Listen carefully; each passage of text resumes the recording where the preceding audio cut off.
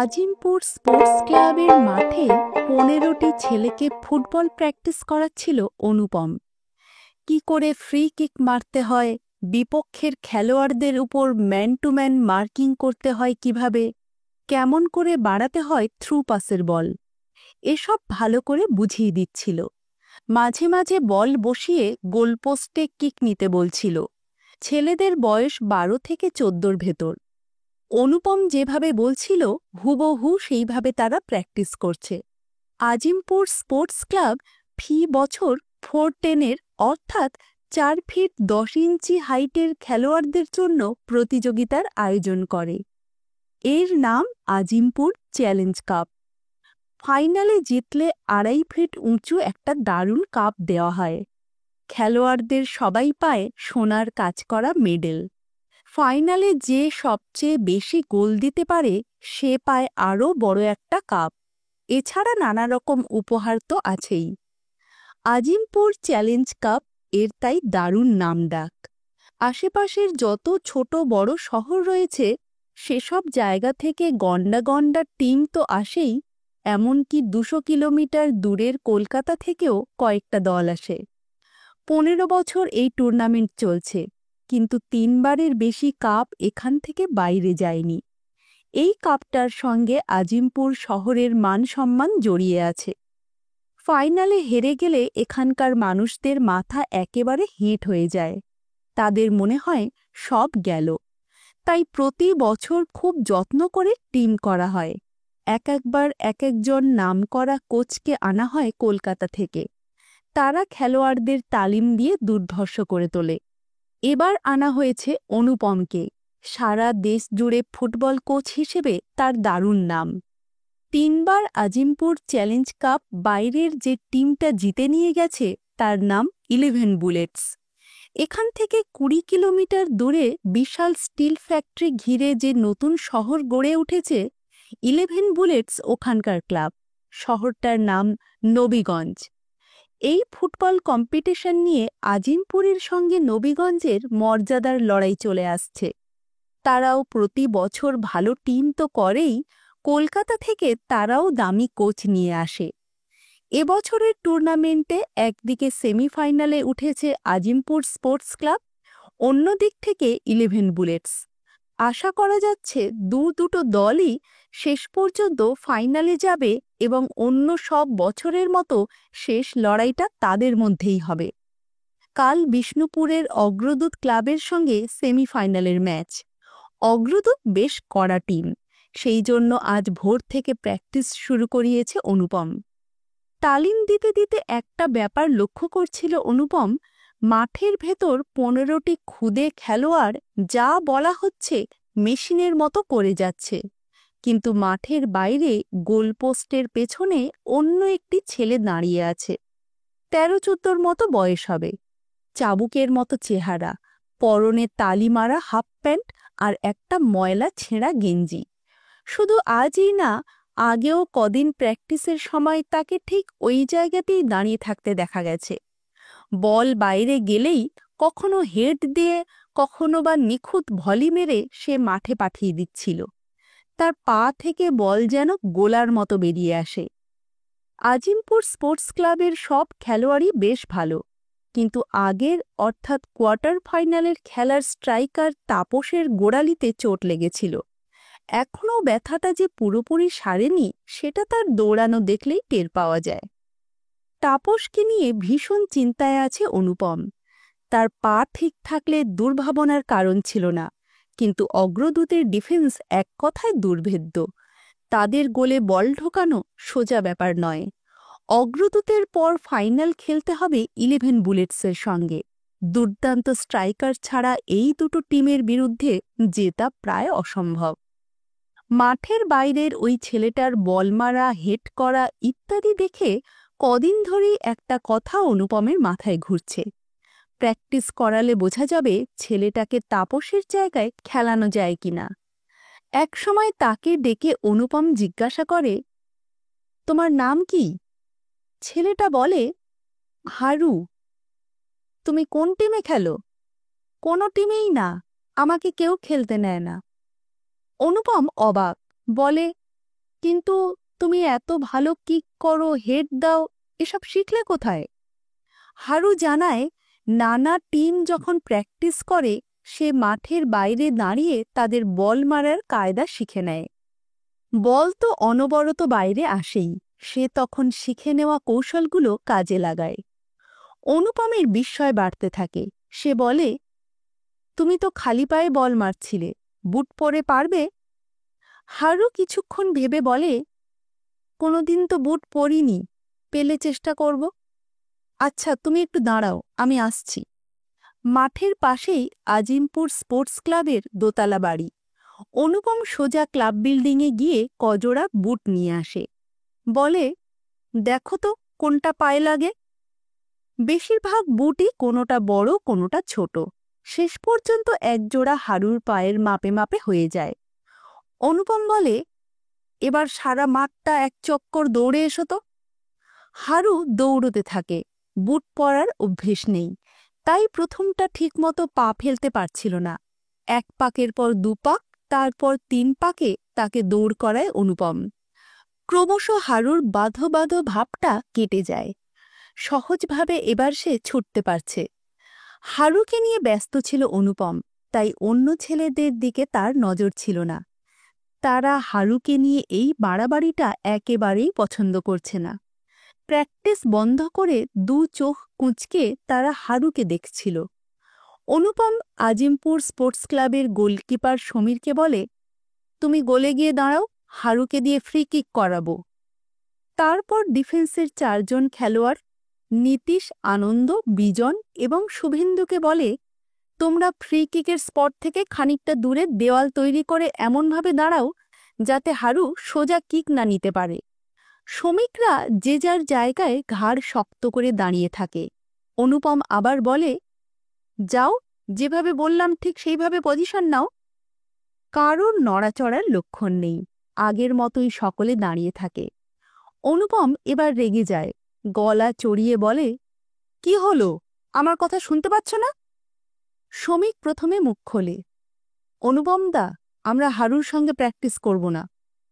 বাকি সবাই শ্রমিকের কথায় সায় দেয়। অনুপম হকচকিয়ে যায়, বলে, কেন, ও কি দোষ করল? কেউ উত্তর দেয় না। কড়া গলায় হঠাৎ ধমকে ওঠে অনুপম, যা বলছি তাই করো, কুইক।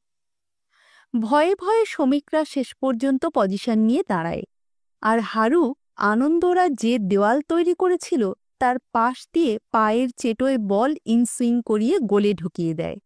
এরপর নানাভাবে নানা দিক থেকে তাকে গোলে বল মারতে বলে অনুপম। বিদ্যুৎ গতিতে হারুর পা থেকে বল বেশিরভাগ সময়ই জালে জড়িয়ে যায়। কষ্ট করে অবশ্য 2-1টা বাঁচিয়ে দেয় সমীর। জয়ন্ত চমৎকার কর্নার কিক মারতে পারে। সবার মাথার উপর অন্তত 10 ইঞ্চি বেশি লাফিয়ে তার পাঠানো বল হেড করে গোলে পাঠিয়ে দেয় হারু। টানা 2 ঘন্টা তালিম দেবার পর অনুপম হারুকে বলে, বিকেলে আসতে পারবে? বিকেলে প্র্যাকটিসের পর অনুপম বুঝতে পারে সুযোগ পেলে হারু 2-4 বছরের ভেতরে দুর্দান্ত স্ট্রাইকার হয়ে উঠবে। মনে মনে সে ঠিক করে ফেলে সেমিফাইনালে তাপসের জায়গায় হারুকে খেলাবে। তবে কিছু অসুবিধাও আছে এ ব্যাপারে। সকাল বিকেল দুবারই দেখা গেছে হারুর সঙ্গে শ্রমিকরা প্র্যাকটিস করতে চায় না। বিকেলে প্র্যাকটিস হয়ে গেলে ছেলেরা যে যার বাড়ি চলে যায়, আর অনুপম সোজা চলে আসে ক্লাব প্রেসিডেন্ট অমরনাথ চ্যাটার্জির বাড়ি। অমরনাথ এই শহরের বাঘা উকিল, প্রচুর নামডাক, অঢেল পয়সা। লোকটি হাসি খুশি, অমায়িক। আইন আদালত বাদ দিলে আজিমগঞ্জ স্পোর্টস ক্লাব তাঁর ধ্যান জ্ঞান।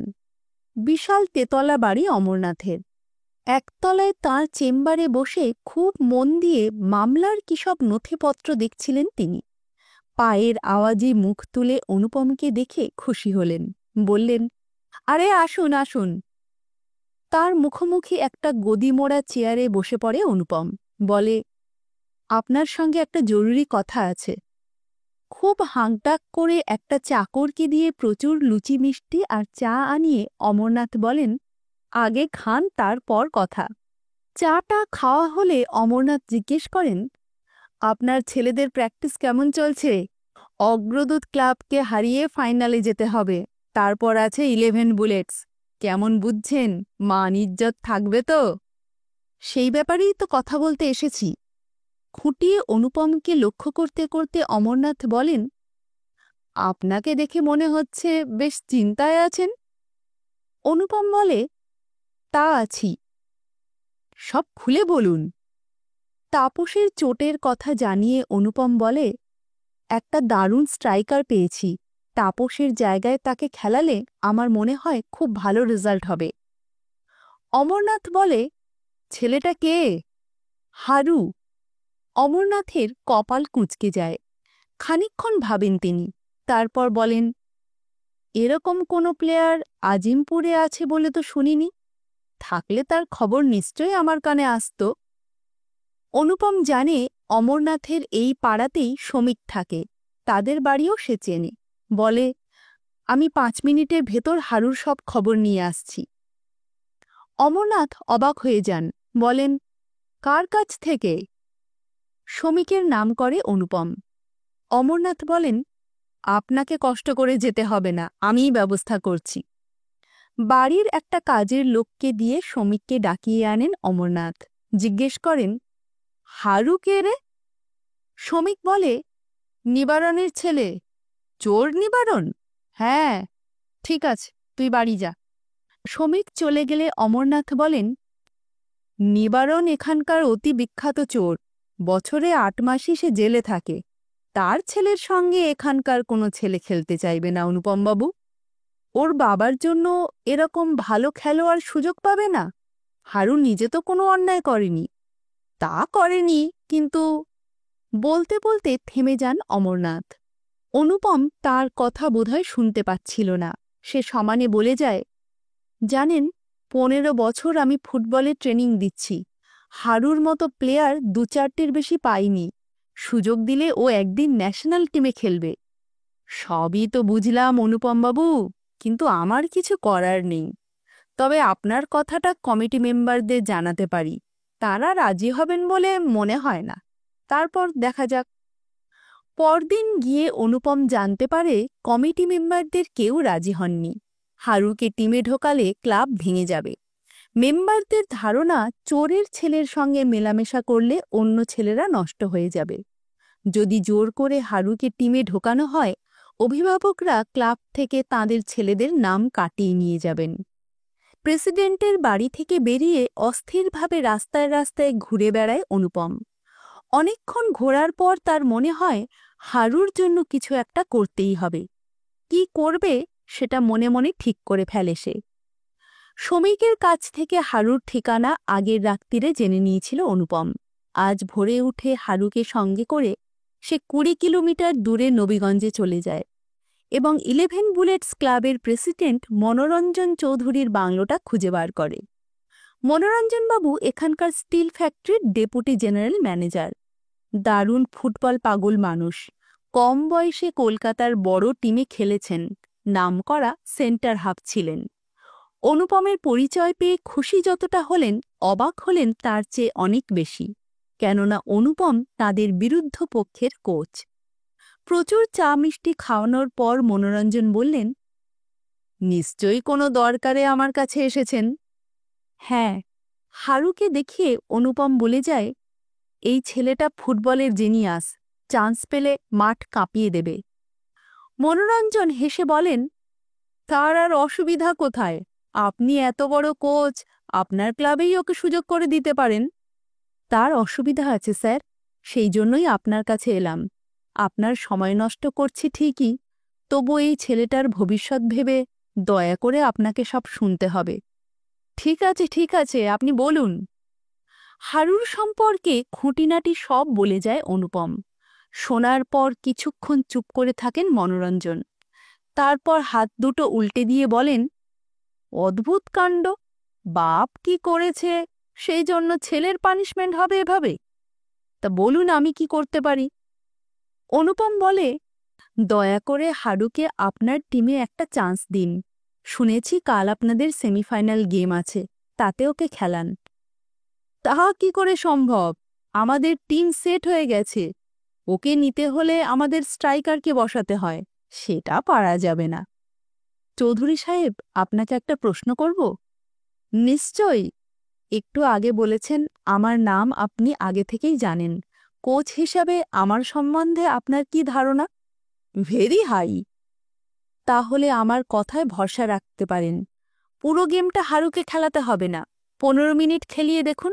যদি তেমন কিছু দেখাতে না পারে মাঠ থেকে ওকে তুলে নেবেন। মনোরঞ্জন উত্তর দিলেন না, ঠোঁট টিপে ভাবতে লাগলেন। তার মনের কথাটা যেন বুঝতে পারল অনুপম। বলল, আপনার হয়তো সন্দেহ হচ্ছে একটা বাজে খেলোয়াড়ে ঢুকিয়ে আমি 11 বুলেটসের ক্ষতি করতে চাইছি।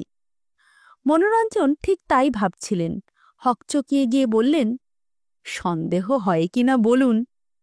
নিশ্চয়ই হয়, আমি বিরুদ্ধ পক্ষের কোচ। ঠিক আছে, আমার কথা বিশ্বাস না হলে আপনি সেমিফাইনালে খেলাতে নামানোর আগে ওকে প্র্যাকটিস করিয়ে দেখুন না। এটা আপনি ভালো পরামর্শ দিয়েছেন। ঠিক আছে, আমি হারুকে তালিম দিয়ে দেখব। ও এখন আমার বাংলোতেই থেকে যাক। অনেক ধন্যবাদ চৌধুরী সাহেব। আমার শুধু আরেকটা অনুরোধ আছে। কি? আমি যে হারুকে এখানে নিয়ে এসেছি এটা যেন কেউ জানতে না পারে। না না, আমি কাউকে বলবো না। অনুপম হারুকে অমরনাথের বাংলোয় রেখে আজিমগঞ্জে ফিরে আসে। পরের দিন বিকেল পর্যন্ত দারুণ দুশ্চিন্তায় কাটে অনুপমের। হারুর উপর তার অগাধ বিশ্বাস, তবু নতুন জায়গায় প্র্যাকটিস করতে গিয়ে যদি ঘাবড়ে গিয়ে থাকে তাহলে আর কোনো আশা নেই। সেদিন বিকেলে অনুপম দেখতে পায় দুটো টিম অর্থাৎ প্রগতি সংঘ আর 11 বুলেটস মাঠে এসে গেছে। ব্যাকুলভাবে অনুপম তাকিয়েছিল। হঠাৎ তার চোখ ঝকমকিয়ে ওঠে। 11 বুলেটস যে 15 জন খেলোয়াড় নিয়ে এসেছে তাদের মধ্যে লাল সাদা জার্সি পরা হারুও রয়েছে। টিমের সঙ্গে ওদের কোচ এবং অন্যান্য কর্মকর্তা বাদেও এসেছেন মনোরঞ্জন চৌধুরী। প্রথম 11 জনের মধ্যে হারু নেই, সে রিজার্ভ বেঞ্চে বসে আছে। তাকে শেষ পর্যন্ত খেলানো হবে কিনা কে জানে। অনুপম আশা করেছিল হারুকে শুরুতেই নামানো হবে। তার মনটা দমে যায়। খেলা শুরু হয়ে গেল। প্রথম 10 মিনিটের মধ্যে প্রগতি সংঘ দুটো গোল করে বসে। দুটো গোল খেয়ে 11 বুলেটস এমনই ঘাবড়ে যায় যে এলোমেলো খেলতে থাকে। প্রগতি সংঘ এখন অনবরত আক্রমণ করছে আর 11 বুলেটসের খেলোয়াড়রা নিচে নেমে সমানে তা ঠেকাতে চেষ্টা করছে। যা অবস্থা দাঁড়িয়েছে যে কোনো মুহূর্তে আরও গোল খেয়ে যাবে। ঠিক এই সময় মনোরঞ্জন ওদের স্ট্রাইকারকে তুলে নিয়ে হারুকে নামিয়ে দিলেন। সে নামার সঙ্গে সঙ্গে খেলার চেহারা একেবারে বদলে গেল। গোড়ার দিকের ধাক্কা সামলে এখন 11 বুলেটস আক্রমণে উঠে এসেছে। গোটা ফরওয়ার্ড লাইনটাকে এখন খেলাচ্ছে হারু। দরকার মতো নিচে নেমে ডিফেন্সও করছে। খেলার ধরনটা এভাবে পাল্টে যাবে প্রগতি সংঘ বুঝতেও পারেনি। তারা একেবারে দিশেহারা হয়ে পড়ে আর তারই সুযোগ নিয়ে হারু একটা গোল শোধ করে ফেলে। এদিকে মাঠের বাইরে তখন দারুণ উত্তেজনা আর হইচই চলছে। নবীগঞ্জ থেকে 11 বুলেটসের অনেক সাপোর্টার এসেছিল। তারা গলার শির ছিঁড়ে সমানে চিৎকার করে তাদের খেলোয়াড়দের উৎসাহ দিয়ে যাচ্ছে। আর আজিমপুরের দর্শকরা হারুকে দেখে একেবারে হাঁ। প্রথম দিকে তারা চমৎকার জার্সি পরা হারুকে চিনতে পারেনি। পরে বলাবলি করতে লাগল, চোরের ছেলেটা একেবারে ভেলকি দেখিয়ে দিল। সবচেয়ে যে খুশি হয়েছে সে অনুপম। তার বুকের ভেতরটা আনন্দে উত্তেজনায় লাফাতে লাগল। খেলোয়াড় চিনতে তার ভুল হয়নি, কিন্তু মুখ ফুটে সে যে কিছু বলবে তার উপায় নেই, কেননা সে তো আজিমপুরের কোচ। অন্য টিমের প্লেয়ার ভালো খেললে তার চুপ করে থাকাই উচিত। তাছাড়া বেশি উচ্ছ্বাস দেখালে ধরা পড়ে যাওয়ার সম্ভাবনা। আজিমপুর স্পোর্টস ক্লাবের কর্মকর্তারা সন্দেহ করতে পারেন সেই হারুকে 11 বুলেটসে খেলার ব্যবস্থা করে দিয়েছে। হাফ টাইমের পর হারু নিজে আরও একটা গোল দিল। তারই জন্য 4-2 জিতে ফাইনালে উঠে গেল 11 বুলেটস। পরের দিনের সেমিফাইনালে কোনো রকমে 1 গোলে জিতে ফাইনালে গেল আজিমপুর স্পোর্টস ক্লাব। মাঝখানে 2 দিন রেস্টের পর ফাইনাল। সেদিন দুপুর হতে না হতেই মাঠ ভরে গেল। এলাহি ব্যাপার। বিকেলে একজন মন্ত্রী এসে বক্তৃতা দিয়ে খেলার উদ্বোধন করলেন। খেলা শুরু হবার আগে তার সঙ্গে খেলোয়াড়দের পরিচয় করিয়ে দেওয়া হলো। মাইকে ধারা বিবরণীর ব্যবস্থা করা হয়েছিল। কলকাতার নামকরা ধারাভাষ্যকারদের মধ্যে ৩ জন পালা করে খেলার আগে মাঠের পরিবেশ, মন্ত্রীদের বক্তৃতা, খেলোয়াড়দের সঙ্গে তার পরিচয় করিয়ে দেওয়ার অনুষ্ঠান ইত্যাদি ব্যাপারে বিবরণ দিয়ে গেলেন। এরপর বললেন, চিরপ্রতিদ্বন্দ্বী আজিমপুর স্পোর্টস ক্লাবের সঙ্গে এবার 11 বুলেটসের ফাইনাল শুরু হবে। মাঠের ভেতর লাইনের ধারে 2 দলের বেঞ্চ। সেখানে রিজার্ভ খেলোয়াড়, কর্মকর্তা এবং কোচেরা বসে আছে। 2 টিমের 22 জন প্লেয়ার এখন মাঠে। আজ হারুকে রিজার্ভের দলে বসতে হয়নি, শুরুতেই খেলতে নামানো হয়েছে। রেফারির হুইসেল বেজে ওঠে, খেলা আরম্ভ হয়ে যায়। মাঠে 2 দলের প্রচুর সাপোর্টার।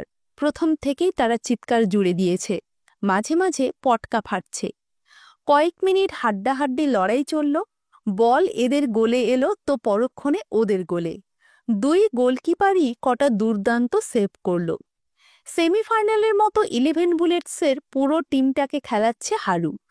বাঘের মতো মাঠের এক মাথা থেকে আরেক মাথায় বল নিয়ে দাপটে ছোটাছুটি করছে সে। নিখুঁত ড্রিবল করে 3-4 জনকে কাটিয়ে থ্রু কি ওয়াল পাস কিংবা লব করছে। 15 মিনিট লড়ার পর আজিমপুর স্পোর্টস ক্লাব ঝিমিয়ে পড়তে থাকে, আর এই সুযোগে হাফ ভলিতে একটা গোল করে ফেলে হারু। কিকটায় এত জোর ছিল যে গোলকিপার সমীর 1 ইঞ্চি নড়তে পারেনি। গোলটা খাওয়ার পর হঠাৎ মরিয়া হয়ে ওঠে আজিমপুর স্পোর্টস ক্লাব এবং 3 মিনিটের ভেতর শোধ করে দেয়। 1 মিনিট কাটতে না কাটতে আবার হারুর গোল, এবার হেড দিয়ে। হাফ টাইমে 1 গোলে এগিয়ে থাকে 11 বুলেটস।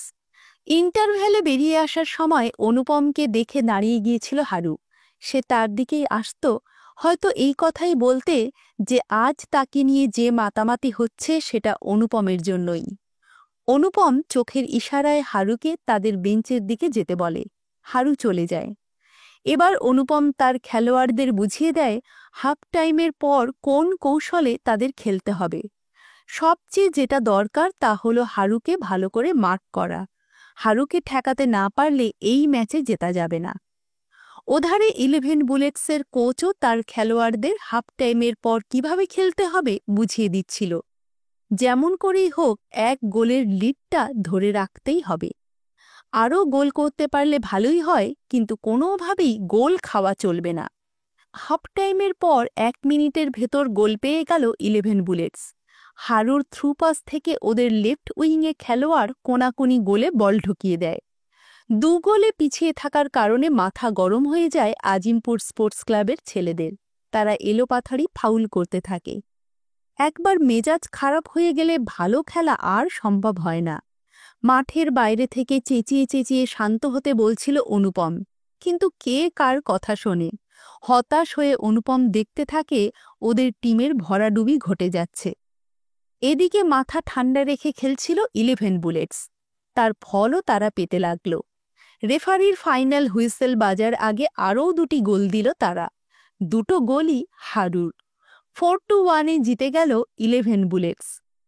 আজিমপুর স্পোর্টস ক্লাবের সাপোর্টাররা একেবারে স্তব্ধ হয়ে গেছে, কিন্তু 11 বুলেটসের সমর্থকরা চেঁচিয়ে পটকা ফাটিয়ে বিয়োগিল বাজিয়ে চারিদিক সরগরম করে তুলছে।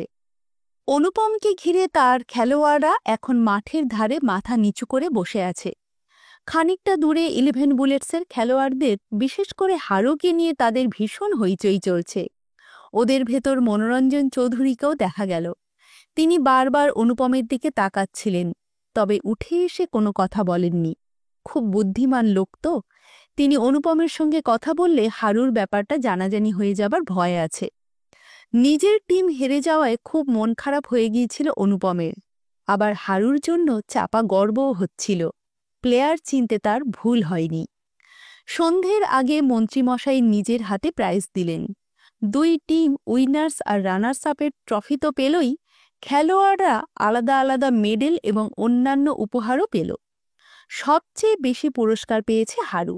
বেস্ট প্লেয়ার, সর্বোচ্চ গোলদাতার কাপ ইত্যাদি মিলিয়ে 7-8টা প্রাইজ। পুরস্কার দেওয়া হয়ে গেলে আজিমপুর স্পোর্টস ক্লাবের প্রেসিডেন্ট অমরনাথ অনুপমকে বলেন, আজ রাত্রিরে একবার আমাদের বাড়ি আসবেন, দরকারি কথা আছে। অমরনাথ কি কারণে ডেকেছেন মোটামুটি আন্দাজ করতে পারে অনুপম। বলে, যাব।